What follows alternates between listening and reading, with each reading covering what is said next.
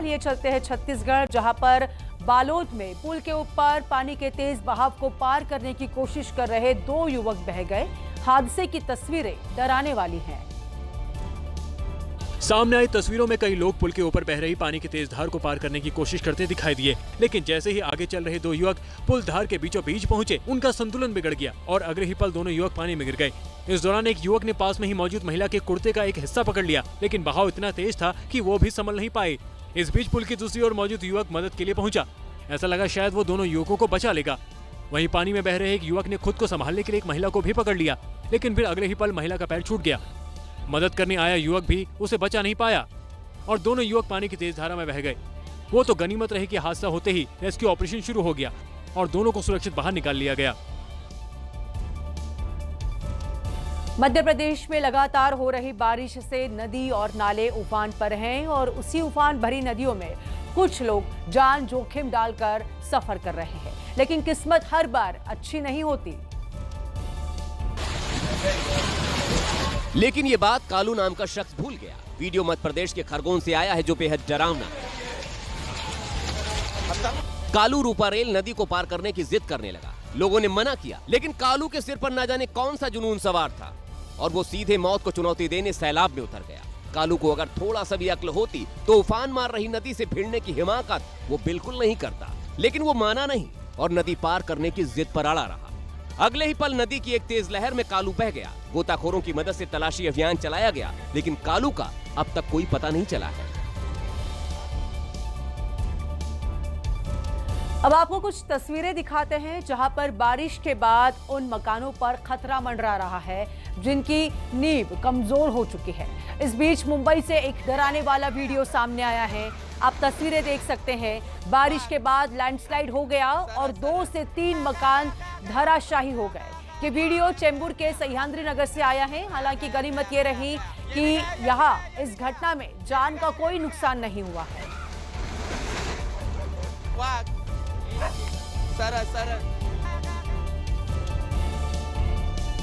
अब आपको लिए चलते हैं राजस्थान, जहां पर राजसमंद जिले के नाथद्वारा में भव्य तरीके से कृष्ण जन्माष्टमी मनाई गई। वहां के लोगों ने 352 साल पुरानी अद्भुत परंपरा को निभाते हुए 21 तोपों की सलामी दी है। 1 2 3 4 कृष्ण जन्माष्टमी के मौके पर जय कन्हैया लाल के उद्घोष के साथ इसी तरह 21 तोपों की सलामी दी गई। पुलिसकर्मी दौड़ दौड़ कर तोप में गोला भर रहे थे और आग से तोप को फायर कर रहे थे। 352 साल पुरानी इस परंपरा को देखने के लिए बड़ी संख्या में लोग आए थे। श्रीनाथ मंदिर परिसर में रात के 12 बजते ही श्री कृष्ण के भक्तों ने कन्हैया को 21 तोपों की सलामी दी। इस खास परंपरा को देखने के लिए देश ही नहीं विदेश से भी तमाम लोग आते हैं। हर साल की तरह इस साल भी राजसमंद जिले के नाथद्वारा में भव्य तरीके से कृष्ण जन्माष्टमी मनाई गई।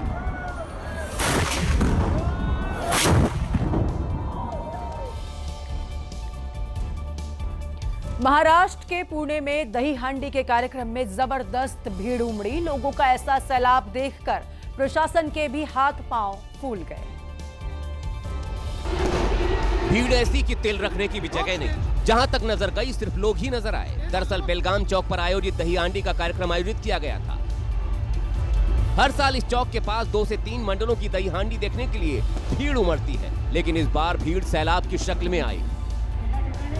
हालात भगदड़ वाले बन गए। वो तो गनीमत रही कि कोई हादसा नहीं हुआ। भीड़ मैनेजमेंट करने वाले पुलिसकर्मियों ने इतने लोगों की कल्पना भी नहीं की थी। सबसे ज्यादा परेशानी बच्चों और बुजुर्गों को हुई, जो इस भीड़ में बुरी तरह फंस गए थे।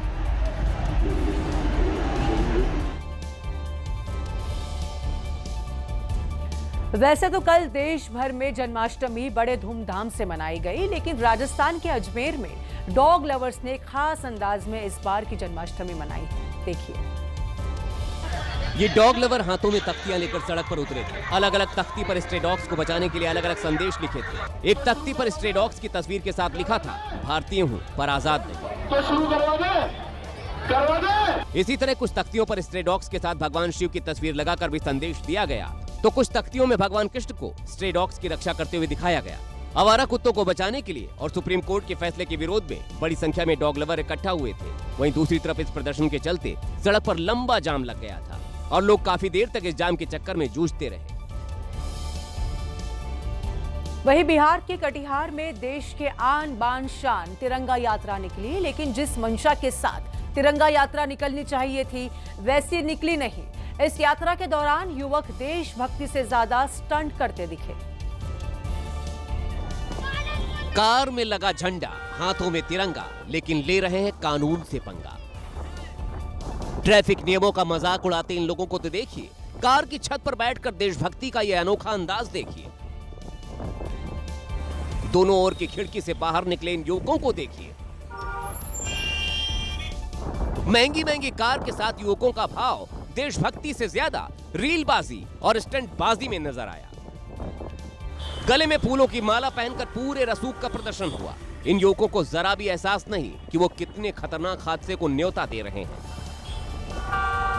इस मामले में सवाल प्रशासन और पुलिस पर भी है, क्योंकि बेधड़क खुलेआम युवक इस तरह से यात्रा निकालते रहे और उनको किसी ने नहीं रोका। प्रधानमंत्री नरेंद्र मोदी ने दिल्ली एनसीआर के लिए 11,000 करोड़ की 2 परियोजनाओं की सौगात दी है। अब नोएडा से दिल्ली एयरपोर्ट पहुंचने में सिर्फ 20 मिनट का समय लगेगा। पीएम मोदी ने 2 प्रमुख राष्ट्रीय राजमार्ग परियोजनाओं का उद्घाटन किया। इस मौके पर बड़ी संख्या में लोग उद्घाटन कार्यक्रम में शामिल होने पहुंचे थे, जिनका पीएम मोदी ने हाथ उठाकर अभिवादन किया। 2 परियोजनाओं में से एक द्वारका एक्सप्रेसवे का दिल्ली खंड है, जिसकी लंबाई 10.1 किलोमीटर है। इसे 2 हिस्सों में विकसित किया गया है। पहला हिस्सा शिव मूर्ति चौराहे से द्वारका सेक्टर 21 तक 5.9 किलोमीटर का है और दूसरा हिस्सा द्वारका सेक्टर 21 से दिल्ली हरियाणा सीमा तक 4.2 किलोमीटर लंबा है, जिस पर पीएम मोदी ने चहलकदमी की। इस एक्सप्रेसवे के शुरू होने के बाद नोएडा से दिल्ली एयरपोर्ट तक की यात्रा का समय करीब 40 मिनट तक घट जाएगा और दिल्ली वालों को जाम से राहत मिलेगी। पीएम मोदी ने शहरी विस्तार सड़क 2 यानी UER सेकंड का भी उद्घाटन किया।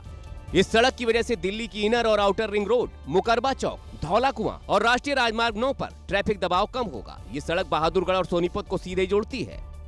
दिल्ली देश में हो रही विकास क्रांति की साक्षी बन रही है।